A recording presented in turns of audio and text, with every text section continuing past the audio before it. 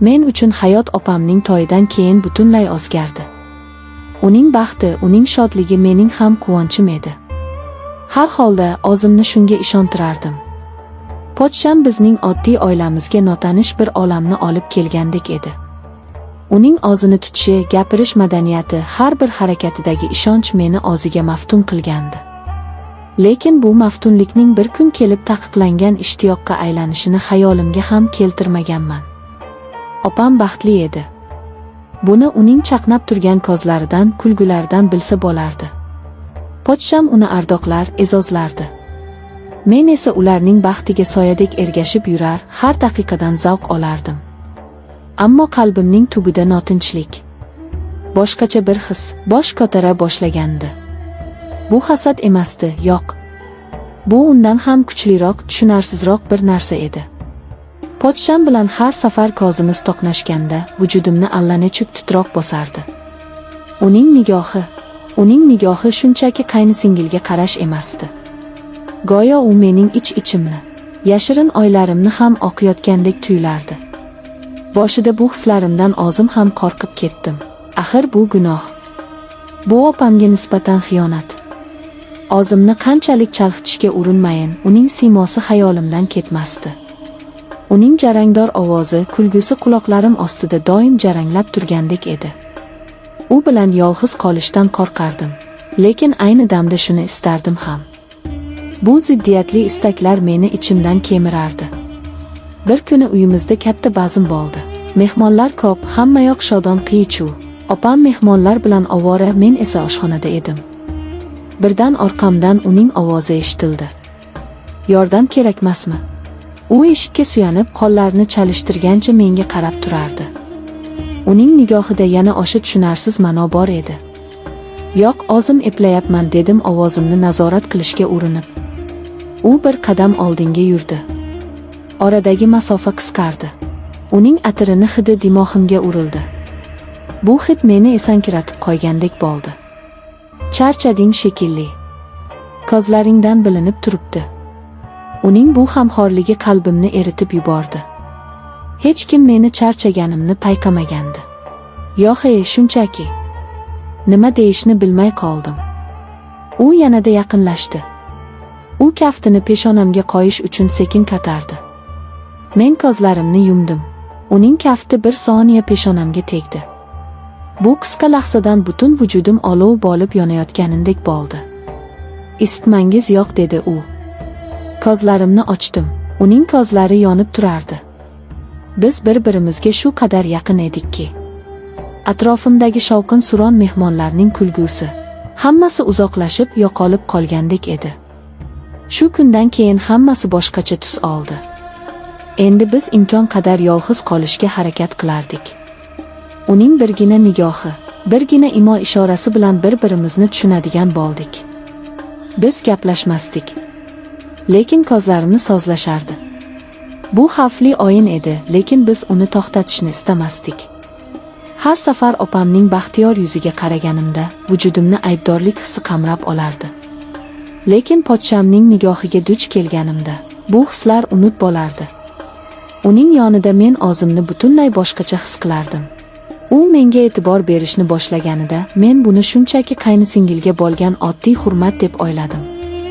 U har doim men bilan alohida ohangda gaplashardi, boshqalarga qaraganda muloyimroq, ehtiyotkorroq edi. Uning nigohi doim meni kuzatib yurardi. Dastlab bu menga noqulay tuyulardi, keyin esa men bu nigohlarsiz yashay olmaydigan bo'lib qoldim. Men uning e'tiborini qidiradigan bo'ldim. Uning uchun chiroyli kiyinishni, o'zimga ko'proq oro berishni boshladim. Men unga yoqishni xohlardim va men unga yoqayotganimni bilardim. Bizni gaplashishlarimiz oddiy so'roqlardan boshlanardi. Lekin bu so'zlarning ostida butun bir okean ma'no yashirin edi. Bizning har suhbatimiz sirli bir marosimga aylanardi. U mendan opam haqida so'rardi. Lekin men uni aslida men haqimda bilishni xohlayotganini his qilardim. Men unga butun borlig'imni ochib bergim kelardi.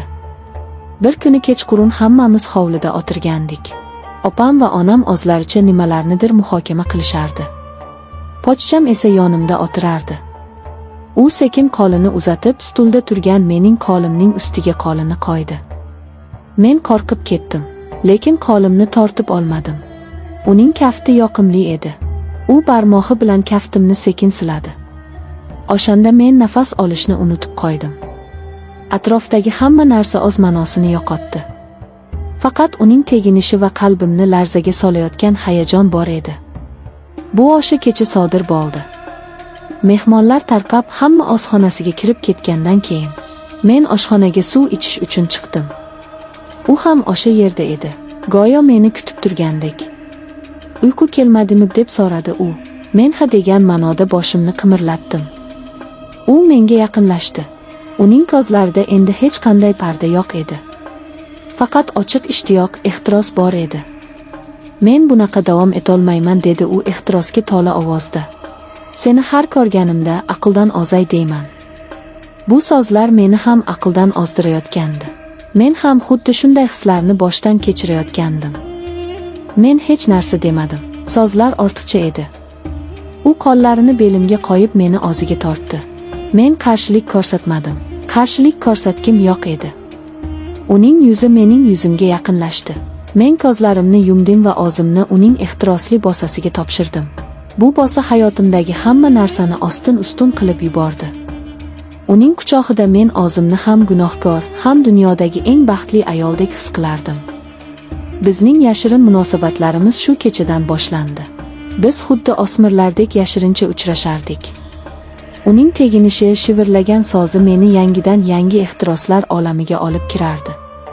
U bilan men o'zimni kashf qilayotgandek edim. U men hech qachon eshitmagan so'zlarni aytardi. Hech kim qilmagan iltifotlarni qilardi. Lekin bu baxtning ortida doimo qo'rquv, xavotir bor edi.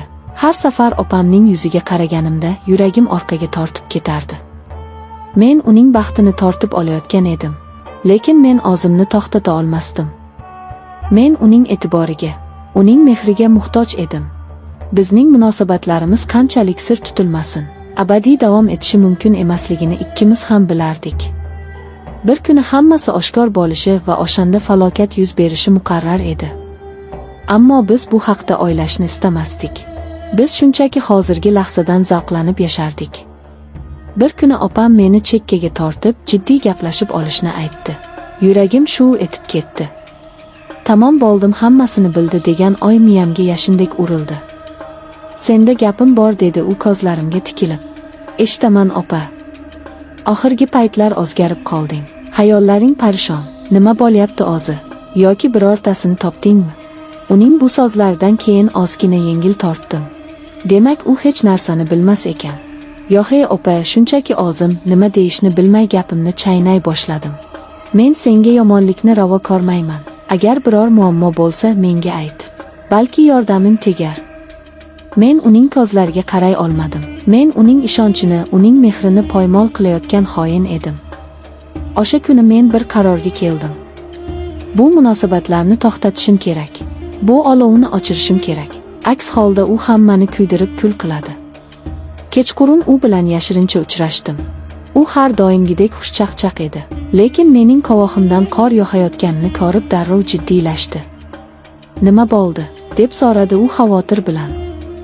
Biz boshqa davom etolmaymiz dedim. Bu noto'g'ri. Uning yuzi o'zgarib ketdi. Nima deganing bu? Nima noto'g'ri? Bizning sevgimizmi? Bu sevgi emas. Bu gunoh, bu xiyonat. Men uni sevmayman, dedi u birdan. Men sen bilan tanishganimdan beri faqat seni o'ylayman. Seni sevaman. Bu so'zlar qalbimni tilka pora qildi. Men ham uni sevardim. Lekin bizning sevgimiz yolg'on va xiyonat ustiga qurilgandi. Iltimos, meni tushunishga harakat qiling. Men opamning baxtini barbod qila olmayman. Mening baxtimchi, sening baxtingchi. Uning ovozi balandladi. Biz bir-birimizsiz baxtli bo'la olamizmi? Uning savoliga javobim yo'q edi. Men faqat bir narsani bilardim. Bu yo'l bizni jarga olib boradi. Hammasini tugatishimiz kerak dedim men. Ko'z yoshlarimni tiya olmay. U uzoq vaqt jim qoldi. Keyin sekin boshini egdi. Agar sen shuni xohlasang mayli. Shu bilan hammasi tugadi. Lekin qalbimdagi olov o'chmadi. U faqat kul ostida qoldi xolos.